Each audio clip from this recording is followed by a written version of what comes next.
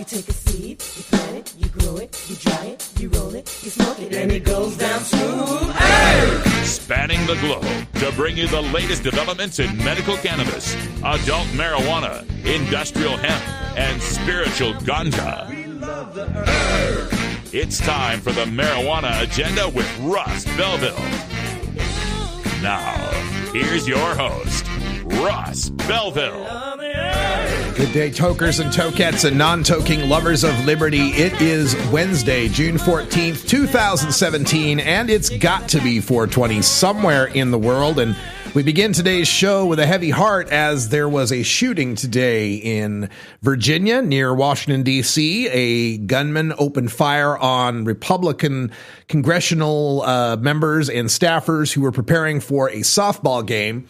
And this is just obscene and disgusting, and it shows once again how we need to do something in this nation about our mental health crises, about our proliferation and easy access to guns and ammunition. We'll talk more about that in hour two. But coming up on today's show, we begin with the cannabis headline news. That will be followed by our cannabis minority report. And we've got a great talk from Asha Bandele from the Drug Policy Alliance on modern day abolition, plus a look at, or at least a listen to, Jay-Z's narration of a video that the Drug Policy Alliance put out against the drug war. In the middle of the show, we've got some reefer madness to debunk. We'll talk about the state of Massachusetts and how they're looking to screw the voters who voted for marijuana legalization. And then in our Southwest Cannabis Chronicle, we'll go back to Fort Worth, Texas, hear my speech there, as well as a police officer and Christian minister who supports marijuana legalization. Plus, we'll have time for a radical rant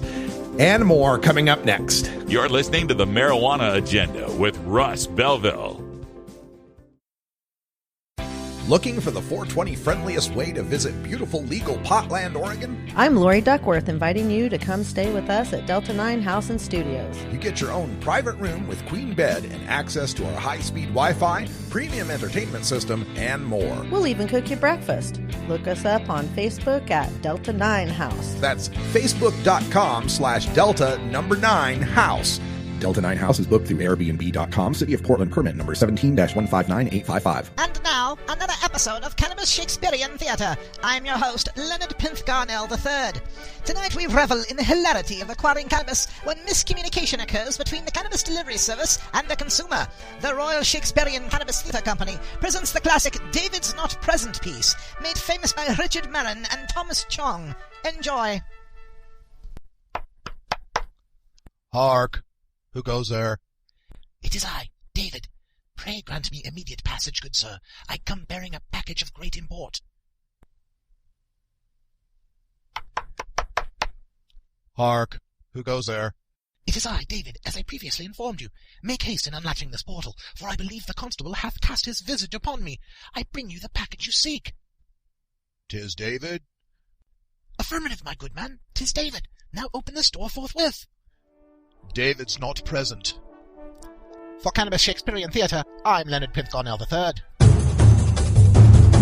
You're listening to the Marijuana Agenda with Russ Belville.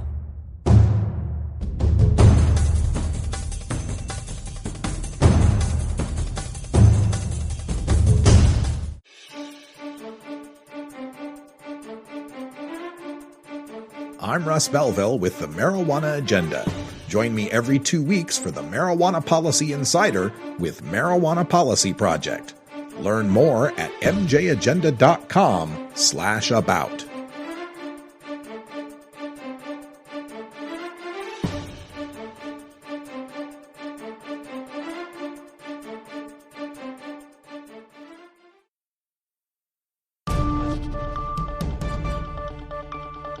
This is your Cannabis Headline News. Brought to you by MarijuanaMoment.net, the complete source for all your marijuana news in one morning newsletter from Marijuana Majority Founder Tom Angel. Subscribe today for free at MarijuanaMoment.net. This is your Cannabis Headline News for Wednesday, June 14th, 2017. Massroots is reporting that an Obama-era memo that provides guidance for how states can avoid interference with their marijuana laws is still federal policy, the U.S. Department of Justice's second highest-ranking official said in 2 congressional hearings on Tuesday. But he added that it might not be the case for long. Quote, "At the moment, the memorandum is still in effect," Deputy Attorney General Rod Rosenstein told the Senate Appropriations Subcommittee on Commerce, Justice, Science, and Related Agencies. "Maybe there will be changes to it in the future, but we're still operating under that policy, which is an effort to balance the conflicting interests with regard to marijuana," end quote. He was responding to a question from Senator Lisa Murkowski, Republican of Alaska, who referred to a letter that U.S. Attorney General Jeff Sessions sent to Congress asking that lawmakers not review a separate federal budget rider that prevents the Justice Department from spending money to interfere with state medical cannabis laws. Massroots exclusively reported the existence of that letter on Monday.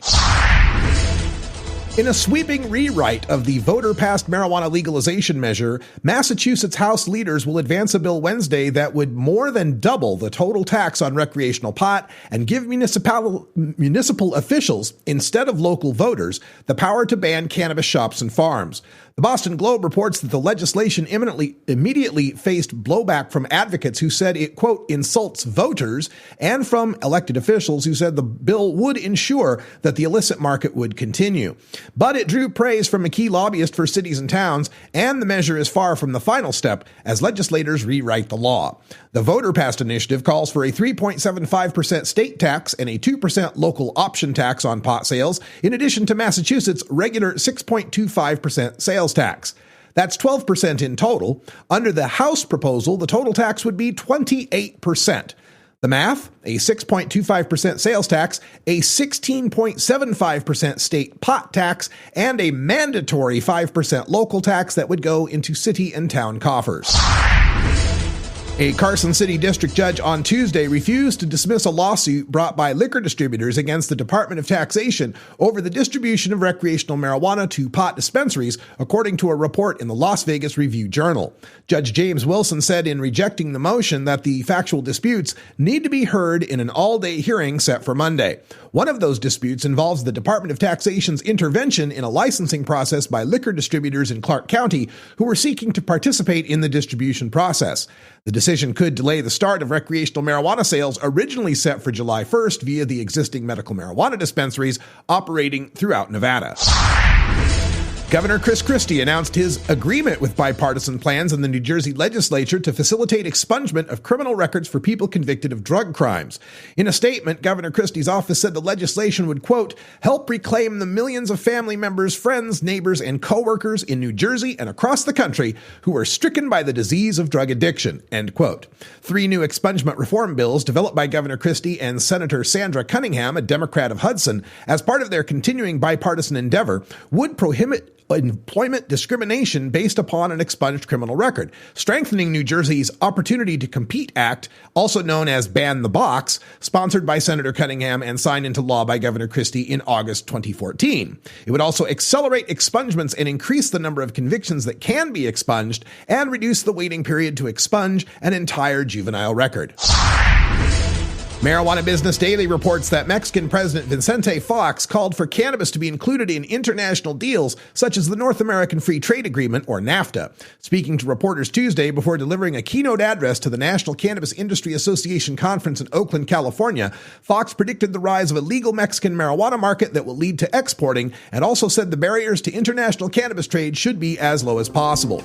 Mexico has moved toward legalizing medical marijuana this year, and Fox has intimated that they will likely legalize recreational cannabis simply because sharing a border with California and its legal market could prove untenable. This has been your Cannabis Headline News for Wednesday, June 14th, 2017. I'm Russ Belville. You're listening to the Marijuana Agenda with Russ Belville. At Herbie Herbie's Cannabis Seeds, we pride ourselves on bringing you the best quality seeds from the world's most respected cannabis seed producers, all at the lowest online prices. You can find Herbie's Seeds at herbiesheadshop.com. All cannabis seeds are sold as souvenirs and as a means of preserving cannabis genetics. Herbie's Seeds in no way intends to condone, promote, or incite the use of illegal or controlled substances. We strongly urge all prospective customers to check their national laws prior to placing an order. Herbie's Seeds at herbiesheadshop.com. Proud sponsors of the Marijuana Agenda with Russ Belville. Hi, I'm Russ Belville from the Marijuana Agenda. Putting together the most comprehensive live weekday marijuana news talk program is a full-time job. Now you can do your part to ensure that listener-supported independent cannabis radio journalism can continue by becoming a patron of the Marijuana Agenda. Just log on to mjagenda.com and click the Become a Patron button. For your $4.20 monthly donation, you'll receive over 20 hours of original first-hour podcasts, plus other materials only available to paid subscribers. Or for just $9.99 a month, become a VIP patron. You'll get over 40 hours of podcasts for the complete program, including Toker Talk Radio, plus ad-free downloads of the segments heard on the Marijuana Agenda. Plus, VIPs get exclusive access to the video replay of the 2-hour live stream show and downloads of the spreadsheets and charts I provide from my years of curating marijuana data sets. Thank you for your support, and remember, I cannot do it without you. Please become a patron today at mjagenda.com. You're listening to the Marijuana Agenda with Russ Belville.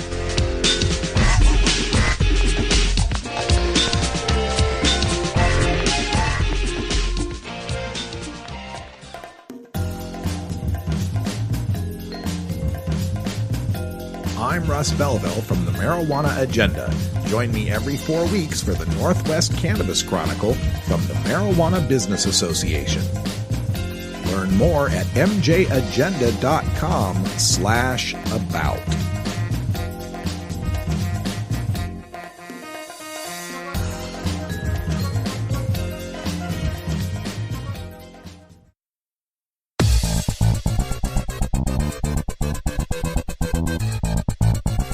This is the Cannabis Minority Report.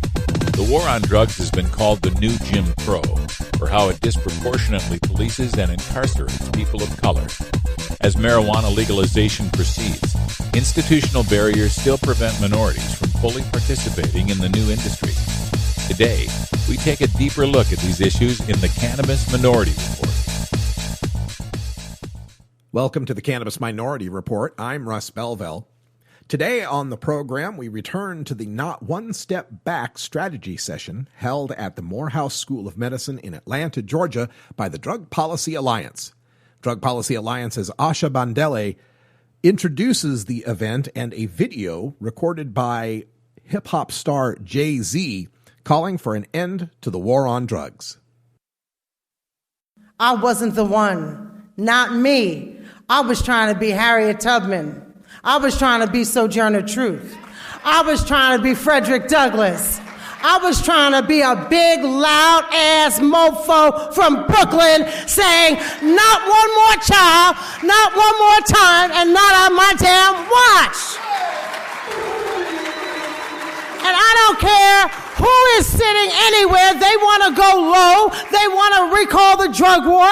They want to say that we're going to incarcerate us some more. We're going to say we're not going to take one step back. If you think you want to go low, we're going to go hard. That's who we are. That's who we are. So, let them know. Anyone within reach of your voice, on Twitter, on Facebook, yes, I know that's Instagram. I didn't know it was not. Oh, and that's our website. So these are the hashtags we're using today. No more drug war or N1SB, not one step back. Please use them. Spread the conversation. It's all of us talking to the people we know that helps get it out here. Let me say a couple of things. We have emergency responders in the room. There's times that many of us, even those of us who are used to these conversations, can be triggered. And if that is you, please come find me. I will be here all day, and we will have someone who can work with you. It's not a counseling session, but it is somebody who can hold you if you need to be held and listen to you and not let you feel triggered alone. No one in here is going to feel that today. If any of my emergency responders are here already, would you please stand?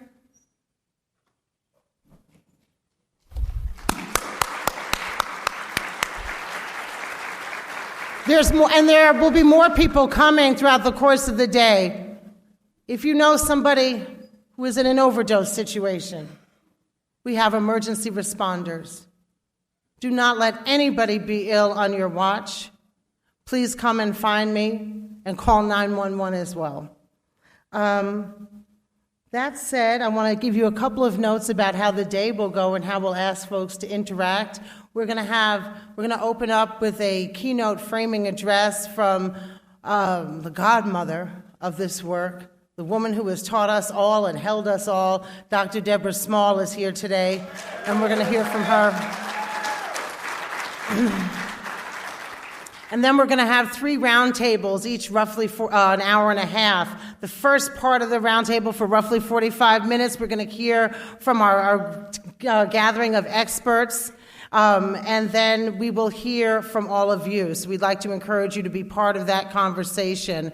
And then finally, I want to say that at the end of the day, we will hear from Maxine Waters, who will be here at 5 o'clock today to address us. And before I go on, Brian mentioned her, but I can't get off this stage without thanking Allison. Is she here? Is she in the room? She's working. I'm going to say something that I know some of you will understand and some of you will hear for the first time. I live in New York, where so many black people have been displaced from work. And so for me to come down to Atlanta and see a building run by my people like this, with this level of excellence, is something I don't get to see every day, and I don't take it for granted when I do. It used to be like this a lot. But Fulton Street still in Brooklyn hasn't been rebuilt since the rebellions in 1968. The only areas that have been rebuilt, we've been kicked out of, like an ethnic cleansing. You can see it on Auburn Street here in Atlanta. You can see it in Tulsa, where there used to be a Black Wall Street. And so to come down and see what Allison manages to pull together with her team, with Tony and everybody else, is beyond masterful. It's late nights, it's knowing every nook and cranny, it's grace, it's elegance, and although she is not here, give her a round of applause, because that sister is everything. And my own team, so dear to me, led by Nyoka and Laini. This is also work you do on weekends. It's work you do in the small hours. It's work you do even though you've had 3 hours of sleep with a brand new baby. And so let me acknowledge Laini over here. And I don't know where Nyoka got to. She in here somewhere, but Laini and Nyoka. And finally, I want to say why we're also doing this. We used to do our partner gatherings as small inward-facing discussions, almost like a staff meeting. And we get together, about 40 of us someplace, and we talk about different issues in drug policy, the 40 or so partners that make up DPA's national partnership of aligned organizations working together. And last year, we did it at Columbia, forward-facing, and they said, let's do it again. And so if you are a DPA partner, I want you to now stand, because you make DPA what it is. You are our heart and our soul. These are our partners.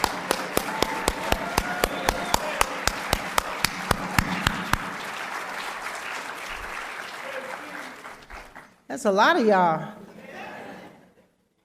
I need to acknowledge our team at Drug Policy Alliance in full, because there's no way that Nyoka and Laini and I could do this together. And so for the DPA staff that has traveled across time zones and is driven here. Tony Newman, I see you. Eunesis, I see you. Please let everybody see you. Is Art Way in the house? If I'm forgetting your name, don't neglect to stand. If you are a DPA staff member, let the team see you. Let our people see you.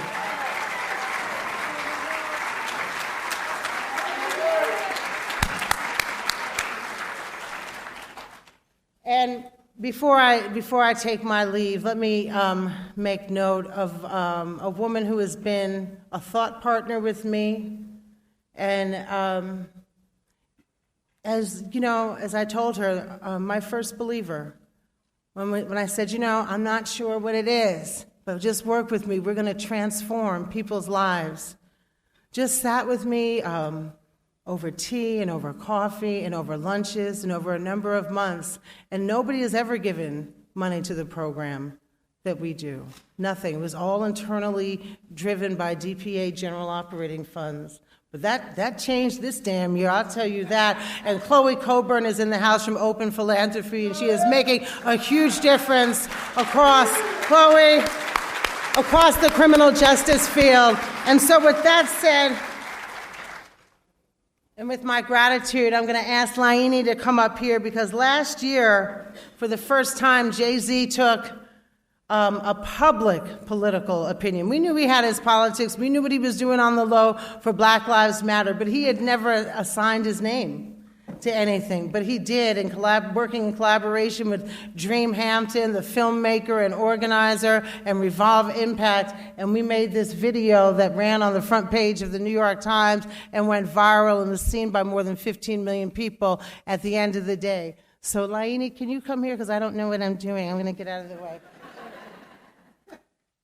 In 1986, when I was coming of age, Ronald Reagan doubled down on the war on drugs that had been started by Richard Nixon in 1971.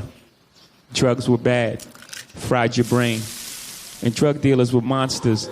The sole reason neighborhoods and major cities were failing. No one wanted to talk about Reaganomics and the ending of social safety nets, the defunding of schools and the loss of jobs in cities across America. Young men like me who hustled became the sole villain, and drug addicts lacked moral fortitude. In the 1990s, incarceration rates in the U.S. blew up. Today, we imprison more people than any other country in the world. China, Russia, Iran, Cuba. All countries we consider autocratic and repressive. Yeah, more than them. Judges' hands were tied by tough-on-crime laws, and they were forced to hand out mandatory life sentences for simple possession and low-level drug sales. My home state of New York started this with Rockefeller laws. Then the feds made distinctions between people who sold powder cocaine and crack cocaine, even though they were the same drug. Only difference is how you take it. And even though white people used and sold crack more than black people, somehow it was black people who went to prison. The media ignored actual data to this day. Crack is still talked about as a black problem. The NYPD raided our Brooklyn neighborhoods while Manhattan bankers openly used coke with impunity. The war on drugs exploded the U.S. prison population, disproportionately locking away black and Latinos. Our prison population grew more than 900%. When the war on drugs began in 1971, our prison population was 200,000. Today it is over 2 million. Long after the crack era ended, we continued our war on drugs. There were more than 1.5 million drug arrests in 2014. More than 80% were for possession only. Almost half were for marijuana. People are finally talking about treating addiction to harder drugs as a health crisis. But there's no compassionate language about drug dealers. Unless, of course, we're talking about places like Colorado, whose state economy got a huge boost by the above-ground marijuana industry. A few states south in Louisiana, they're still handing out mandatory sentences for people who sell weed. Despite a booming and celebrated $50 billion legal marijuana industry, most states still disproportionately hand out mandatory sentences to black and Latinos with drug cases. If you're entrepreneurial and live in one of the many states that are passing legalized laws, you may still face barriers participating in the above-ground economy. Venture capitalists migrate to these states to open multi-billion-dollar operations, but former felons can't open a dispensary. Lots of times those felonies were drug charges, caught by poor people who sold drugs for a living, but are now prohibited from participating in one of the fastest-growing economies. Got it? In states like New York, where holding marijuana is no longer grounds for arrest, Police issue possession citations in black and Latino neighborhoods at a far higher rate than other neighborhoods. Kids in Crown Heights are constantly stopped and ticketed for trees. Kids at dorms in Columbia, where rates of marijuana use are equal to or worse than those in the hood, are never targeted or ticketed. Rates of drug use are as high as they were when Nixon declared this so-called war in 1971.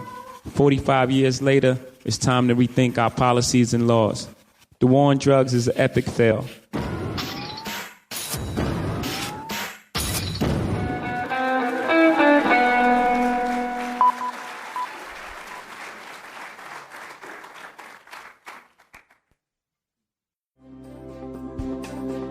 This episode was produced as part of the Marijuana Agenda with Russ Belville, the daily news and interview podcast covering the world of medical cannabis, adult marijuana, industrial hemp, and spiritual ganja. Subscribe now for free at mjagenda.com.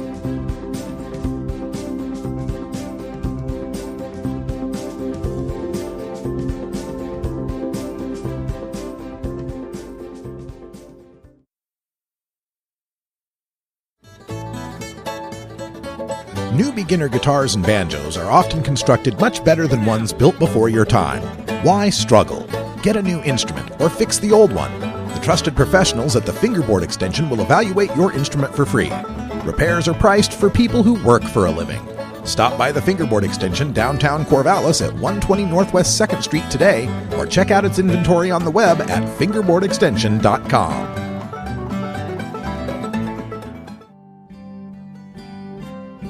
Hi, I'm Russ Belville from the Marijuana Agenda. Putting together the most comprehensive live weekday marijuana news talk program is a full-time job.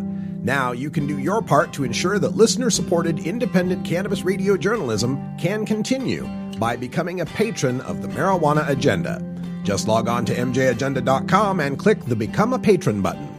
If you're an organization or business looking to promote your brand, we have sponsorship patronage available at mjagenda.com.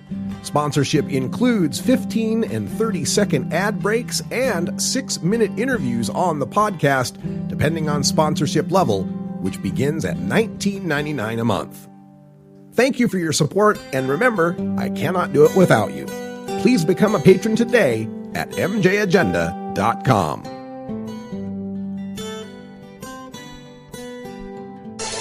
The Marijuana Agenda, like the gay agenda, only with better music.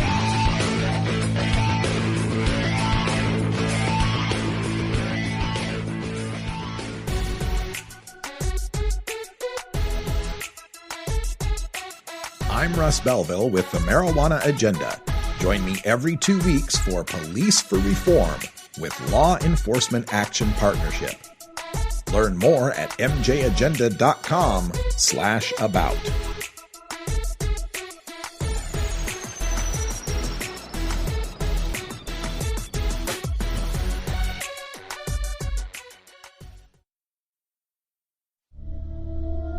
Marijuana is an addictive drug which produces in its users insanity, criminality, and death.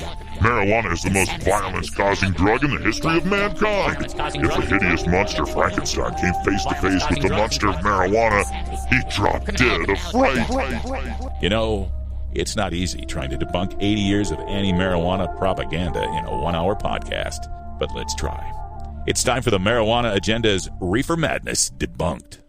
Well, earlier in the news, I told you about the plans on Beacon Hill, the legislature in Massachusetts planning to make radical changes to the voter-approved marijuana legalization that passed in 2016, including raising the tax from 12% total to 28% total, and like they did in the West Idaho Compromise out here in Oregon, allowing the local officials, city councils and county clerks or county commissions to be able to ban pot shops and other marijuana-related businesses rather than through a vote of the people as the people passed it. So I wanted to focus today on this editorial from the Boston Herald, which is in support of these changes. It says, pot is on the agenda on Beacon Hill this week, and the House bill aimed at regulating the legal sale of weed looks like a good faith effort at dealing with the hodgepodge voters approved last November. That's your opening paragraph that somehow what we put together after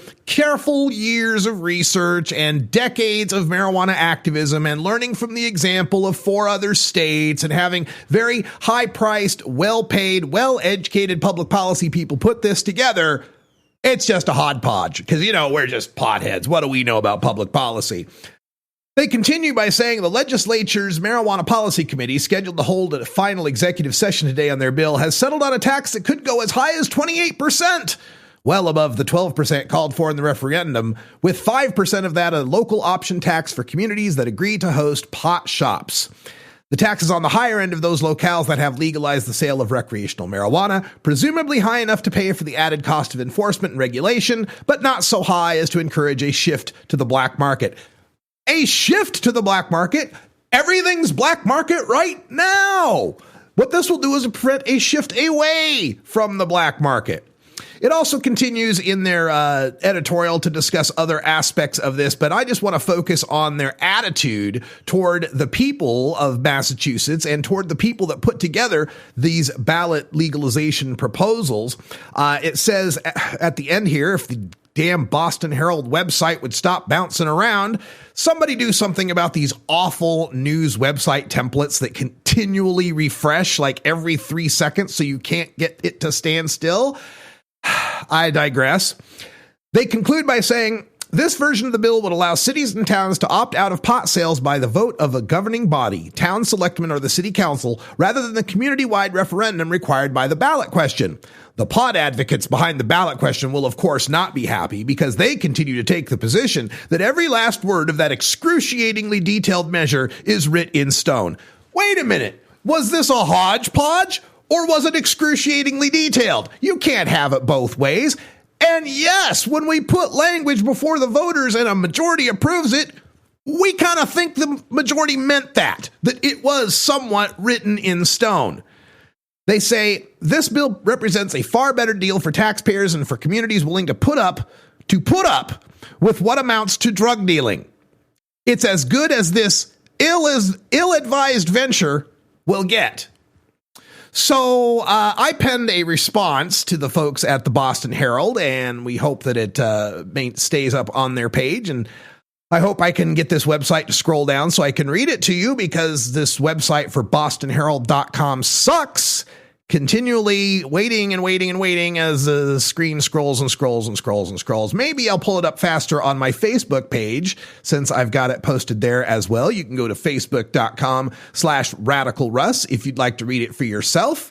But the Boston Herald's just starting to piss me off here because this website page is not working. So we're just going to kill that because we're doing it live. Ran out of memory. How nice. Very good. All right. So we don't have it. Okay. Let's see if we can get Boston Herald page back up. Rewriting. I'm so sorry, listeners. I hate it when this happens and we have bad computer programs working. But here we go. I added a comment to the page on this editorial from the Boston Herald on rewriting the pot law, where they support raising the taxes. Dear editors, as a self-appointed lobbyist for the Massachusetts Weed Dealers Guild, I'd like to thank you on behalf of the illicit marijuana manufacturers and distributors of our great state. According to the crowdsourced reports at priceofweed.com, an ounce of high-quality marijuana is fetching about $340 for members of our guild. When Massachusetts passed marijuana legalization, many members of the guild were concerned that a taxed and regulated supply of legal cannabis would cut into their profit margins. That concern was magnified when proponents of the initiative capped overall taxation at just 12%, which would be the lowest rate in the nation. With this recent proposal to increase taxation to 28%, we feel that it will be quite easy to maintain our $340 per ounce prices. Even if legalization reduces the wholesale price of marijuana by 20%, the additional taxes will still keep the store prices above $340. Of course, initial prices will be close to or higher than our guild's $340 standard. A 28% tax makes a $340 ounce cost $435, which will help our members by turning off potential customers at the very beginning of legalization. Also benefiting our guild members is the proposal to allow town councils, not the voters, to ban pot shops. as they are much more likely to do so than voters who passed legalization by a strong majority, that will mean fewer legitimate competitors for our illicit weed dealers. Business will be booming, aided by the fact that now our customers can legally carry around an ounce of our product without penalty, and our producers can cultivate 6 cannabis plants at home without penalty. So in closing, thank you for doing all you can to ensure that highly profitable, unregulated, untaxed industry we've built can continue running alongside your legit industry that will only attract novelty seekers, tourists, and Massachusetts residents who don't want to drive the short distance to Maine to pick up what will be far cheaper legal marijuana. Sincerely, Russ Belville, Massachusetts Weed Dealers Guild. It's just so obvious, and it's so painful to see these legislators get a marijuana legalization that they resisted and wouldn't pass through the legislature for years and years, even though the people demanded it, that once the people finally pass this through their legislature or through the initiative process, the legislature then goes and ruins it and goes against the better judgment of the people who are the experts in this field. It's very frustrating. I feel bad for the people of Massachusetts. Let's hope that the Senate comes to its senses and nixes these added taxes. You're listening to the Marijuana Agenda with Russ Belville. Hey everybody, it's Russ Belville from the Marijuana Agenda, inviting you to be like me and get your ink done at Lucky Horseshoe Tattoo, Fort Worth's most female-friendly, clean, sterile, awesome tattoo shop. Thomas and his crew are true artists who can design you a custom piece or use a design you bring in. Lucky Horseshoe also offers all styles of tattooing as well as piercings and all-around fun. In the DFW area, stop by Lucky Horseshoe Tattoo and tell them Radical Russ sent you. Trust me, it'll feel awesome. It's time for cannabis facts about Alzheimer's from Robert Platshorn's thesilvertour.org. This message is supported by our donors and Hemp Inc., a public company poised to lead America's hemp revolution at hempinc.com. A new Florida study in the journal Molecular and Cellular Neuroscience found that cannabis promotes the growth of healthy new brain tissue. It can slow the effects of Alzheimer's and may in fact be able to halt it entirely. A long-term study by Ohio State University's Professor Gary Wenk concludes that people who regularly use marijuana get Alzheimer's at a much lower rate than others. This was Cannabis Facts from thesilvertour.org, an educational nonprofit supported by our donors and Hemp Inc., a public company poised to lead America's hemp revolution at hempinc.com. You're listening to the Marijuana Agenda with Russ Belville. It's like I picked the wrong week to quit smoking. Learn more at mjagenda.com.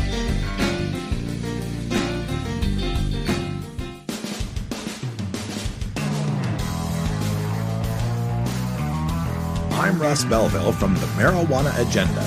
Join me every Friday for the Reefer Rock Review with Herb Thrasher from 420radio.org. Learn more at mjagenda.com/about.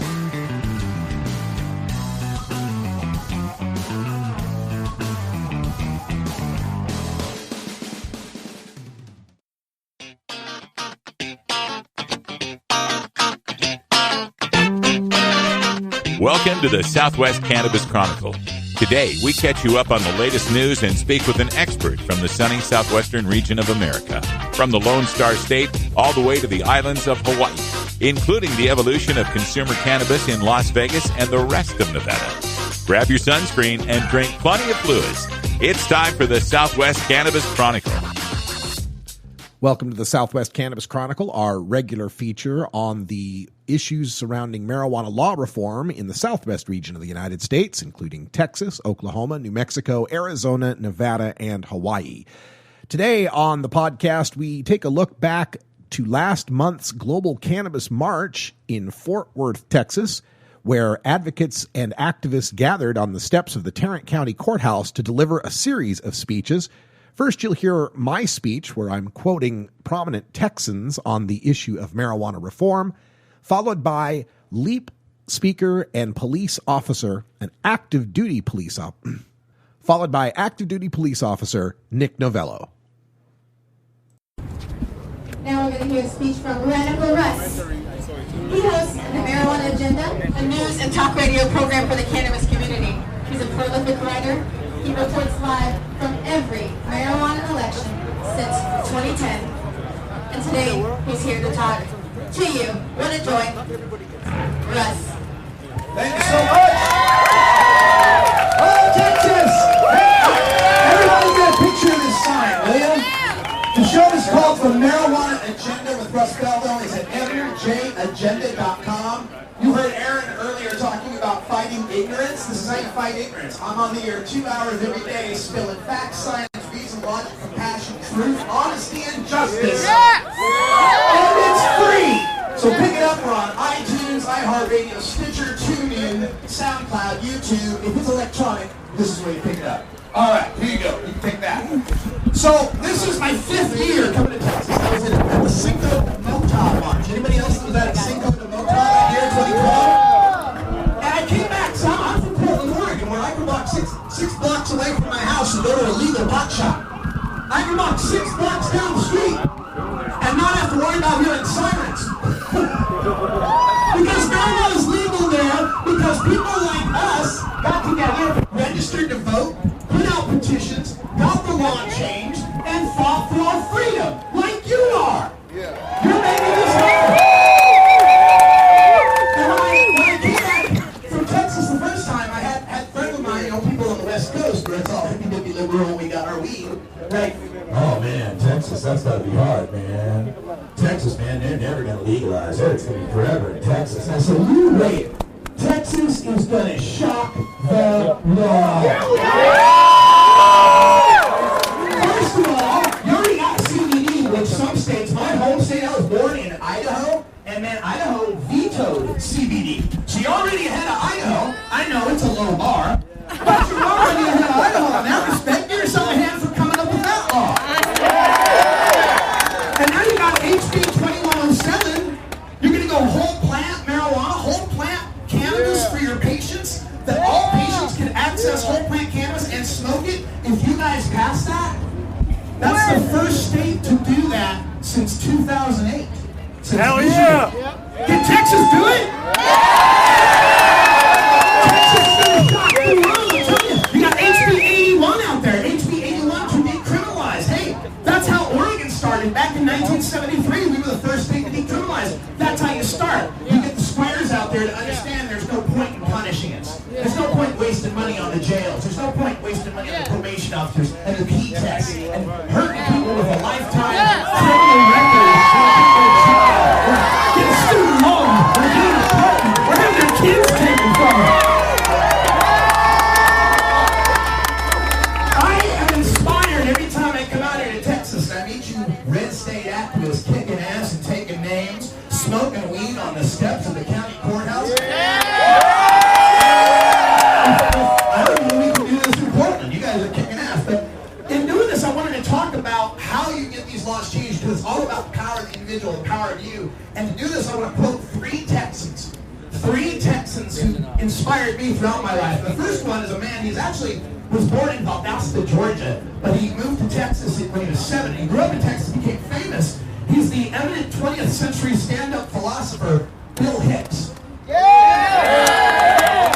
Bill Hicks once said, quote, Bush came out and said, we are losing the war against drugs. You know what that implies? There's a war being fought, and the people on drugs are winning it. We are winning, aren't we? 5 years ago, when I first came here, you didn't have CBD, you didn't have any shot of whole plant, you hadn't any shot of decrim, and now you've got it, because you came out here in March and you made your voices heard. 12 years ago, when I started in Oregon with my activism, we didn't have legalization. The Gallup polls were at 36%, and there was only 8 medical marijuana states. Now we're at 30 states with some form of medical cannabis, and Gallup polls are 60%. This happened because of people like you, and especially, as mentioned before, people like Vincent Lopez, who I met. Wonderful man, that I met out here who inspired me, who made me realize, hell, if Vincent can do it, anybody out here can do it. People like Alexis Bortel. I met her, she was 9 years old. Now she's over 700 days seizure-free. People like my friend Barbara Humphreys. Barbara Humphreys, who overcame cancer, is now standing up and being a strong activist in her own right. So let's hear it from the men and women who make the difference, but especially the women. Let's hear it for the ladies. I've said for a long time that one committed female activist is worth 5 men. Because women, hey, we all know the rule, if mama ain't happy, ain't nobody happy. The handle rocks the cradle, rules the world. And that's why I want to quote my second Texan, the late Governor Ann Richards. Oh yeah, who said, with regard to women in politics, if you give us a chance, we can perform. After all, Ginger Rogers did everything Fred Astaire did. She just did it backwards and in heels. That's it, ladies. So remember that we are fighting the good fight. We are on the right side of history, just like the people who fought for the abolition of slavery, people who fought for the civil rights movement, people who fought for the gay rights movement, for the women's rights movement. This is a civil rights movement. And to that extent, let me quote again the eminent philosopher Bill Hicks, who said, quote, "Why is marijuana against the law? It grows naturally on our planet, serves 1,000 different functions, all of them positive. To make marijuana against the law is like saying that God made a mistake. Like on the 7th day, God looked down and said, there it is, my creation, perfect and holy in all ways. Now I can rest. Oh no. Oh my me. I left pot all over the place. If I leave pot everywhere, that's going to give people the impression they're supposed to use it. Now I have to create Republicans. So, in closing, thank you so much, Texas, for inviting me out here for my 5th year. And I'm leaving with a quote from my last favorite Texan, the late writer Molly Ivins, who said, quote, "If you ever get to the place where injustice doesn't bother you, you're dead." All of you are very alive and very woke. Thanks for being here.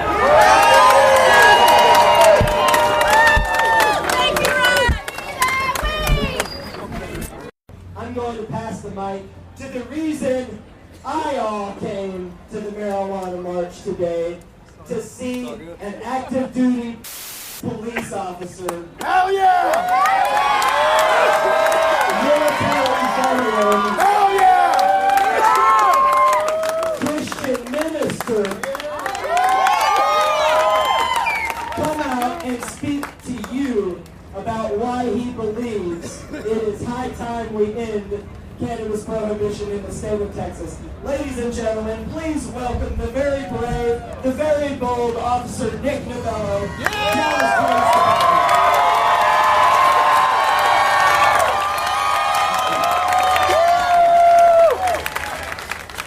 You know, I'm always struck by the degree of conviction here. And what really touches me is for the most part, I see conviction born of affliction, born of those of you who've carried the burden and suffered. So for me, it's a privilege to stand here. It really is. I want to tell you, about 6 years ago, I don't know how many remember Tim Timmons. He was an activist and he was also a quadriplegic. I had the privilege of meeting him, and he was dying. He had a few months to live, and he looked at me with a smile on his face. And he asked me a question. He said, "Nick, am I a criminal because I smoke in order to arrest my tremors?" And it made me very emotional. I understood then, I had my epiphany. And I do love the Lord. I preach the gospel everywhere. But that means I love people. I do not judge anyone. And I speak for decriminalization. I want you to know something, please. Before I leave, you're tired, you've been here a long time. I have a Facebook account. I'm asking you to follow me because when I think of people talking about my losing my job, I could care less. That pales in comparison to those of you who use cannabis medicinally. I will stand with you because you deserve it.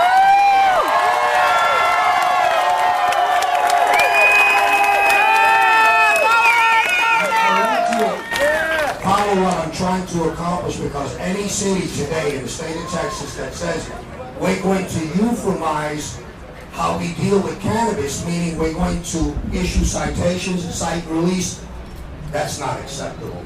That's still criminalization. Okay? That's not acceptable.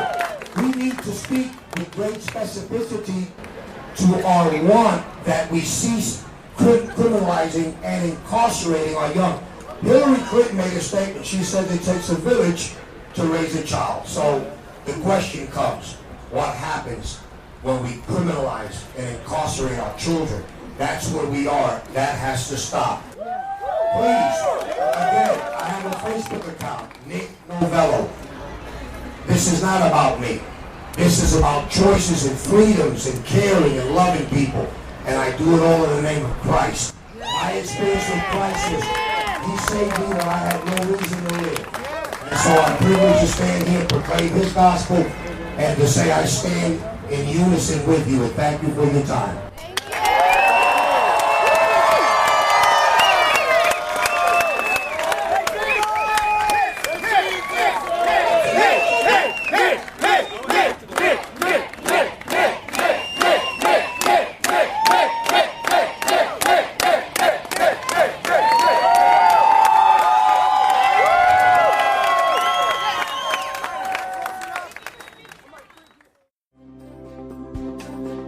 This episode was produced as part of the Marijuana Agenda with Russ Belville, the daily news and interview podcast covering the world of medical cannabis, adult marijuana, industrial hemp, and spiritual ganja.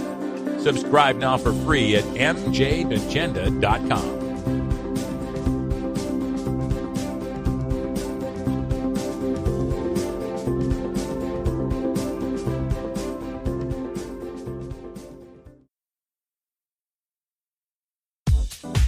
The Marijuana Agenda with Russ Belville is proudly sponsored by the Marijuana Business Association. The MJBA, called by NBC News the Cannabis Chamber of Commerce, is the fastest growing business association and the fastest growing industry in America.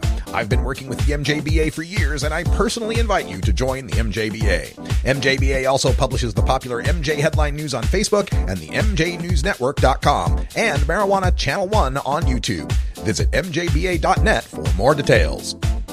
This is Cannabis Facts from Robert Platshorn's thesilvertour.org, supported by our donors and Hemp Inc., poised to lead America's hemp revolution at hempinc.com. In 1937, the second most prescribed medicine, marijuana, was banned. It wasn't about marijuana. The paper, oil, and chemical industries lobbied to end hemp farming. No longer labor-intensive, an acre of hemp produced more quality paper than 4 acres of trees. Plastics and fibers could be produced from a plant. Hemp can even produce 10 times the energy of today's ethanol.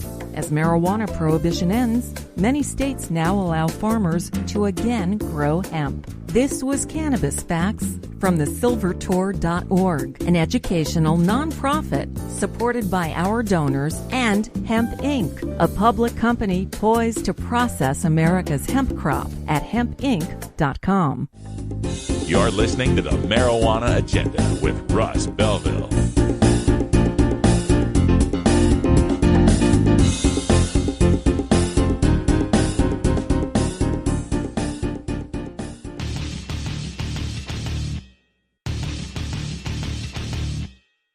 I'm Russ Belville from the Marijuana Agenda. Join me every 4 weeks for Shark Sessions from The Marijuana Show. Learn more at mjagenda.com/about.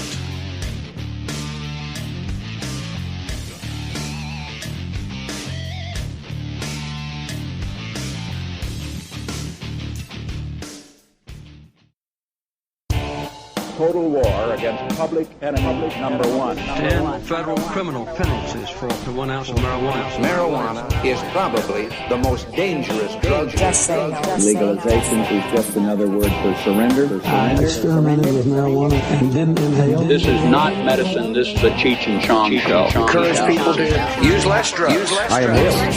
That was the point. I think it would be a mistake to legalize. Negative reports coming out of Colorado. Good people don't smoke marijuana. Radical Rant. Sometimes when we're working in the field of marijuana law reform, we get dismissed as unserious or uncaring or spending our time on an unimportant issue. Dismissed as potheads who just want to get high. And, we've been on the receiving end of that for years now, over a decade. And I know many of you get that as well. Why do you take this so seriously? Why is this such a big deal? Why are you so concerned about marijuana legalization? And I've said before how marijuana legalization impacts all of our civil liberties, and the most important one of those is the right to life, right to just live. And we have a story coming from KYTX TV in Texas, where the Texas Rangers are now investigating the death of an inmate at the Smith County Jail. Smith County Sheriff's Office detention officer found 21-year-old Carlos Jose Hernandez Jr. of Troop hanging from the shower from a ligature early Monday morning. Jail staff called Code Blue. However, Hernandez was pronounced dead a short time later by Tyler Fire personnel and EMS.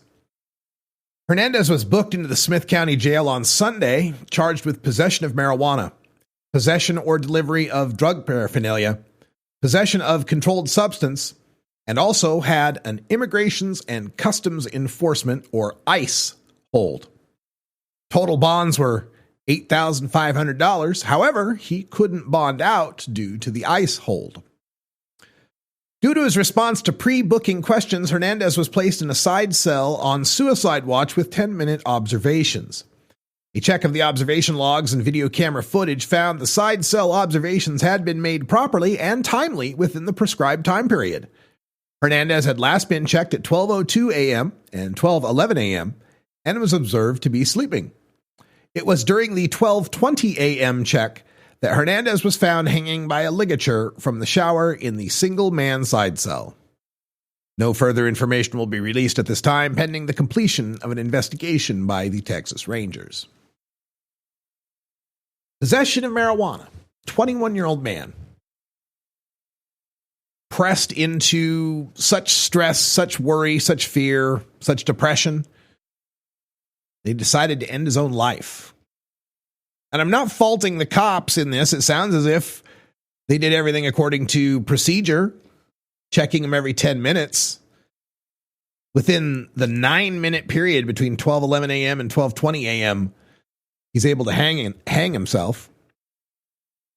Perhaps that suggests we ought to have 5-minute checks or consistent watch or something, but I want to focus on the reason that he was there in the first place, the marijuana possession, something for which he would not be taken to a jail cell, and the intersection of that with our recent administration, our new administration's furious crackdown and demagoguery and demonization of immigration. And let's not kid ourselves. We're not talking about Swedes or Canadians or Japanese who went to immigrate here. We're not talking about Indians and Chinese that we're bringing over on H-1B visas. And no, we're talking about Mexicans, Latinos, Hispanics, and this demonization of them. And this young man, 21 years old, perhaps feeling that the immigration's hold is going to put him away. Maybe he grew up here. I don't know much about the man, but perhaps he grew up here in America, and the idea of being deported back to a country he's never lived in and never wanted to go to, maybe that was too much for him. And that immigration hold meant that he had a total bond of $8,500. You can bond out for 10% through a bail bondsman. So for $850, this guy could have been out of jail. And maybe had the opportunity to talk to someone, talk to a lawyer, talk to a family friend, talk to anybody that might have turned his mind around, might have given him a chance to live. But no, this guy, 21 years old, now dead, because he got caught with weed and a pipe. And there's no good reason for that to be the case. This is why I do this, and it can be tough sometimes. It can be very stressful sometimes, but I know that I've got it real good in comparison to a lot of people still stuck in red states, to people that are still under the boot heel of this adult marijuana prohibition. For those of us who've lived through that, I grew up in Idaho as a stoner, and I know that feeling, that fear, that paranoia, that every time you see a cop car pulled up alongside you or behind you, it could be the beginning of a radical restructuring of your life, or for many people, the end of their lives. That's why we take this so seriously on the Marijuana Agenda. And you know what our agenda is? We just want to live and be left alone. That's all the time we got for first hour. Until next time, take care of each other, tokers. On Facebook, Pinterest, Instagram, YouTube, and SoundCloud. And follow MJ Agenda Show on Twitter.